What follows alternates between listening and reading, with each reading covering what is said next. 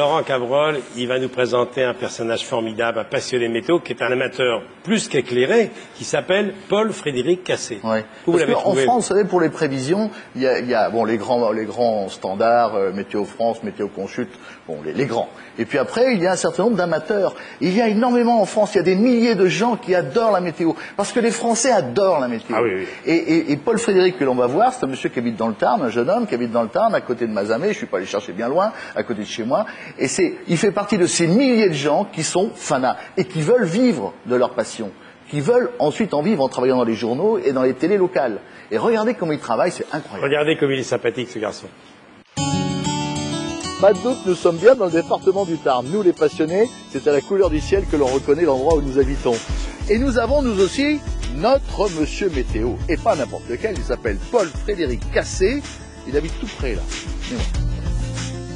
Alors, Paul-Frédéric, le voici. T'es tombé dans la marmite très jeune, Paul. Exact. Non? Ouais, à quel âge? À 8 ans. À 8 ans parce que j'étais amoureux de la neige en fait. Je passais des heures à la fenêtre pour regarder les chutes de neige. Et puis je dormais pas évidemment parce que la nuit des fois il neige.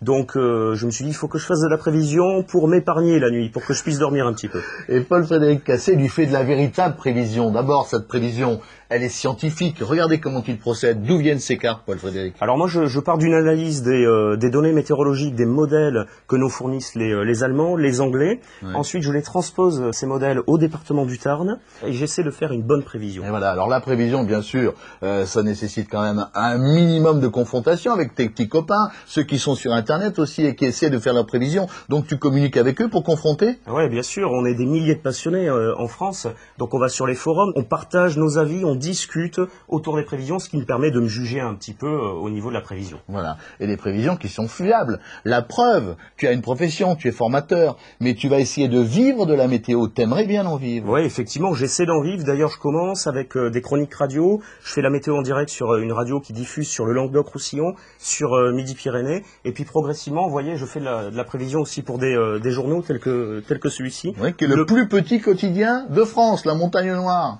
Hein, et la radio, alors c'est quand même très curieux, tu fais ça dans ta lingerie? Oui, mais je fais ma chronique radio tous les matins dans ma lingerie parce que je m'y sens bien.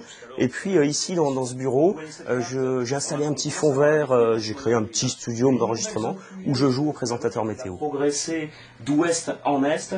Et en ce qui concerne le matériel nécessaire pour l'observation, tu as ce qu'il faut. Effectivement, une station météo avec des capteurs qui sont effectivement à l'extérieur dans mon jardin. Alors ça, c'est une station météo que vous pouvez avoir à la maison si vous le souhaitez. De même, vous pouvez avoir à la maison ce que l'on va regarder dans le jardin. Regardez, il y a du matos là-bas. Alors voilà le matériel.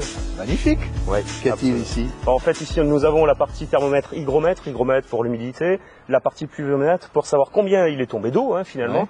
La gyroètre qui nous indique la direction du vent et puis l'anémomètre pour la vitesse du vent. J'analyse ça et puis ça me permet d'avoir des petites idées. Et moi j'ai des influences comme ça, j'aime beaucoup, ça m'a vachement influencé, c'est Alain Gillot-Pétret évidemment qui est mon mentor, le mentor de beaucoup de passionnés.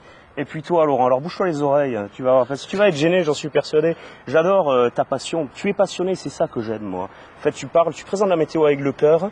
Et voilà, j'essaie de me calquer vraiment, faire vivre le truc comme ça. Soyez donc vous aussi vos propres maîtres du temps. Vous pouvez, il suffit simplement de vous équiper et de faire comme Paul-Frédéric. Voilà. On peut avoir sa petite station météo dans son jardin. Voilà, mais chacun, tous ceux qui sont passionnés, chaque passionné peut avoir sa petite station et faire sa propre prévision. Alors ce monsieur nous a parlé, et il a raison, d'Alain Gillot-Pétret. Alors si Albert Simon a été une légende de la radio, Alain Gillot-Pétret, il y a eu un...